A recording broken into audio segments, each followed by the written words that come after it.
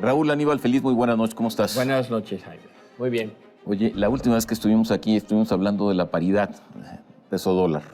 Y en aquella ocasión dijiste que no pasaría de 7 pesos. Estamos casi ¿De 18, 7 pesos? De 17 pesos. Imposible hacer predicciones sobre eso. Sí. ¿No? Imposible. Y hay un viejo dicho de un filósofo francés de los años 60 que decía que la diferencia entre los marxistas y los católicos era que los marxistas creían que sabían y los católicos sabían que creían. ¿Dónde están los economistas? ¿Saben que creen o creen que saben? Bueno, siempre que los economistas son siempre criticados porque cuando venimos a programas como este nos forzan a hacer pronósticos de cosas que son muy difíciles de pronosticar. Pero debo decir, en descargo de la profesión, que cuando uno hace un pronóstico, lo hace sobre la base de observar una serie de variables de las cuales depende el valor del dólar. Por ejemplo, el precio del petróleo, las condiciones financieras internacionales. Y de esas dos variables, pues, decimos clásicamente decimos ceteris paribus, quiere decir, suponiendo que se quedaran donde están, ¿dónde podría estar el valor del dólar? Y así es correcto. Así. Si el precio del petróleo se estabiliza en $45, creo yo que el dólar debería costar alrededor de 17.30, 17.40. Pero hemos visto recientemente al petróleo caer debajo de los $30. En el caso de la mezcla mexicana, acercarse a los $25. Entonces, hay nueva información y esa nueva información debe tomarse en cuenta al hacer el cálculo del valor del dólar. Eso es tal vez lo que no tomamos en cuenta en aquel momento. Bien, ok. Entonces, el valor del precio del petróleo es un dato.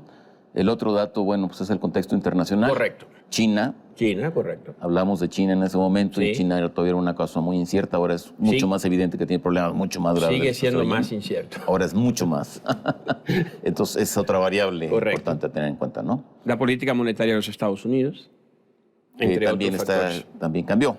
Aparentemente iba a incrementar progresivamente la tasa y ahora resulta que eventualmente a lo mejor no vuelve un incremento hasta finales de año, ¿no? Quizás, correcto. Entonces, todo esto cambió. Todo ha cambiado. Ahora, también cambió el gobierno de la República, más bien, también cambiaron las autoridades económicas en México. Cambió Hacienda y cambió el Banco de México. Y el cambio más radical, me parece a mí, pero tú me corriges, es se incrementa la tasa de interés en 0.50, independientemente de lo que ocurre con la FED, que se había mantenido esta disciplina, digamos, férreamente. Sale el banco de la subasta diaria de los dólares y la expectativa que se tiene con esto, cuando más fue lo que dijo el secretario de Hacienda, es que eso daría mayor margen para tener mayor incidencia sobre una depreciación del peso que ya parece excesiva. Bueno, la pregunta clara es, ¿realmente es suficiente con esto o es un entorno tan complejo mundialmente que son elementos adicionales, pero finalmente esto es muy complejo? Sin tener la pretensión matemática, te diría que es una condición necesaria, más no suficiente. O sea, sí era necesario que se hiciera lo que se hizo, lo que se anunció, que falta por hacerlo además, ¿no? Lo que se anunció, pero no será suficiente. ¿Lo demás qué es? ¿El recorte presupuestal? Correcto. O sea, vamos a decir, en el valor del dólar influyen factores externos, que ya los mencionamos, fundamentalmente el petróleo, las condiciones financieras externas, y factores internos. Okay. Entre los factores internos está la política monetaria y la política fiscal, porque eso sí la controlamos nosotros. Entonces, lo que venía sucediendo es que ante un entorno adverso que presionaba al alza el valor del dólar, la política macroeconómica interna no jugaba a favor de fortalecer el dólar, de fortalecer el peso. ¿Por qué? Porque teníamos una política y tenemos una política monetaria muy blanda, con tasas de interés muy bajas, y teníamos una política fiscal que comenzaba a mostrar signos de estrés en el sentido de un déficit creciente y tamaños de deuda pública en comparación con la economía también crecientes. Entonces, con la posición monetaria fiscal que teníamos, que era una respuesta a las condiciones débiles de crecimiento de la economía mexicana y el entorno internacional, era muy difícil que se pudiera detener el movimiento al alza que traía el dólar. Ahora, ¿qué se hace? Primero, se reconoce que la posición fiscal de México no es tan sólida como a veces se habla. Se reconoce que ese es el eslabón débil de la economía mexicana, que en los últimos 6 años la deuda pública como proporción del PIB ha crecido de forma acelerada. Hemos pasado de 28% a 45% del Producto Interno Bruto. Los déficits acumulados han sido grandes y que hoy por hoy, con la realidad de la dependencia de los ingresos públicos del petróleo, no se puede seguir acumulando deuda en esa misma proporción. Primera cosa que se reconoce, por eso se hace un recorte preventivo de 132,000 millones de pesos, o se propone. Segundo, el Banco de México reconoce que una tasa de interés de 3.25, que ese es el costo de oportunidad que pagan los que especulan contra el peso, es una tasa demasiado baja para detener esta especulación y decide aumentar 0.5% la tasa a 3.75. ¿Es eso una tasa alta? No. Yo diría que en las condiciones de México, una tasa neutro es una tasa de 5%. Neutro. Neutro. Y a una tasa restrictiva hablamos de 6-7%. Entonces eso te da una idea del terreno que tendríamos que seguir avanzando si con ese instrumento es que queremos controlar el valor del dólar. Pero la idea no es controlar con un solo instrumento, sino usar la política fiscal, con las medidas ya anunciadas, usar la política monetaria, y una tercera medida fue un cambio en el régimen de cómo se intervenía en el mercado de divisas en México. Hasta ahora se venía interviniendo a través de reglas que eran conocidas por todos los actores del mercado, es decir, cada vez que se depreciaba el peso, se vendían 200 millones de dólares y se depreciaba 1%, y otros 200 millones y se depreciaba otros 0.5. Eso se abandonó y se adoptó una regla no es una regla, es un criterio de que la Comisión de Cambios, integrada por Hacienda y Banco de México, intervendrá en el mercado cada vez que juzgue que el valor del dólar se ha alejado de lo que son sus fundamentos. Y la primera intervención la vimos el miércoles pasado, donde hoy ya sabemos que Banco de México vendió 2,000 millones de dólares al mercado y se reserva la decisión de poderlo hacer en cualquier momento hacia adelante. Desde luego, todo eso implica perder reservas y hemos perdido bastantes reservas. Este año llevamos vendidos 5,600 millones de dólares, el año pasado cerca de 24,500. Es decir, desde marzo del año pasado ya se han vendido al mercado 30,000 millones de dólares sin resultados evidentes. Entonces, ahora tenemos las 3 medidas: ajuste fiscal, aumento de tasa de interés, que podría ser mayor hacia adelante, y la capacidad de intervenir sorpresivamente en el mercado. Ahora, a ver, hay otro dato aquí que me parece fundamental y tú lo puedes señalar, describir mejor que yo. El peso es la moneda más líquida de las monedas emergentes en el mundo. Correcto. Y se intercambian todos los días 135,000 millones de pesos. Es correcto. Es un mundo de dinero. Sí. Comparados con los 2,000 millones de pesos de la intervención del Banco de dólares, perdón, pues es prácticamente cero, ¿no? La pregunta ahí es obvia.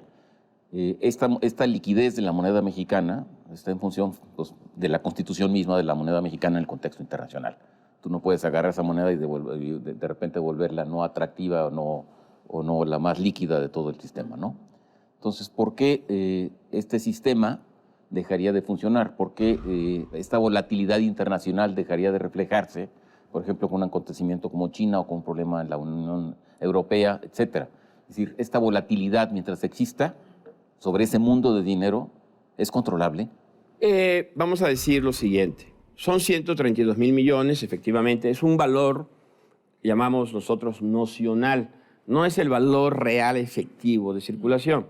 Es mucho menos que eso. Pero, de todas maneras, se supone que en México circulan diario, posiblemente se intercambian 20,000 millones de dólares. Es una cantidad impresionante. La moneda mexicana es muy líquida. Sí. Ahora, no creo que el argumento de que esa debilidad que ha mostrado el peso es debido a que nos usan como hedge de cobertura por otros problemas en el resto del mundo. Eso puede explicar algunos momentos, algunos episodios de volatilidad, pero no es la razón fundamental. Creo que los factores que apuntamos hace un rato, precios de petróleo, entorno internacional, política monetaria en México de tasa de interés muy baja, política fiscal no muy consistente en México, son los factores principales. Nuestra capacidad de controlar el tipo de cambio es limitada debido a que el peso es una moneda global y que flota, eso es correcto. Pero de ahí a concluir que todo se debe a que nos usan en el mercado internacional como proxy por problemas en otras partes del mundo, yo difiero fundamentalmente de esa opinión. Ahora, lo que importa, es un tema técnico, tal vez entre economistas, pero lo que importa no es cuántos dólares vendes en el mercado, si vendiste 2.000, 30.000, o sea, lo que importa es cuánto cuesta especular contra el peso. Y eso es la tasa de interés, y eso lo determina el Banco de México. Es decir, el Banco de México, en teoría, en principio, puede determinar el valor del peso que quiera. ¿Por qué? Porque con la Constitución tiene el monopolio de la emisión. Entonces, la oferta de pesos en circulación en una economía, y en el caso nuestro, en el caso de México, lo controla Banco de México.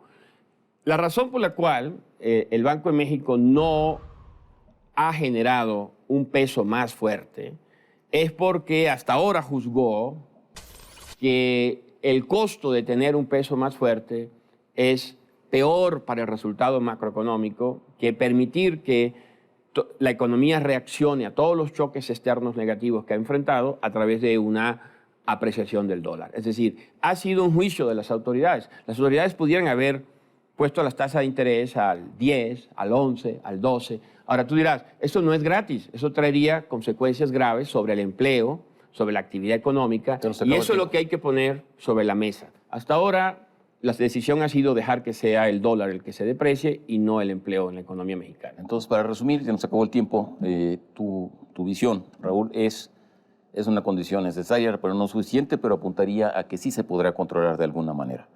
Si el petróleo coopera, no habrá que hacer mucho más. Si no coopera, habrá que hacer más de lo mismo de lo que se anunció la semana pasada, hace unas cuantas semanas. Pues nos quedamos con eso y te invitamos próximamente para ver qué pasó. Será interesante observar sobre obviamente, y reconociendo que hay tantas variables moviéndose que es muy difícil hacer pronósticos al respecto. Perfecto. Raúl, muchas gracias. Buenas noches en Contexto, hasta la próxima semana.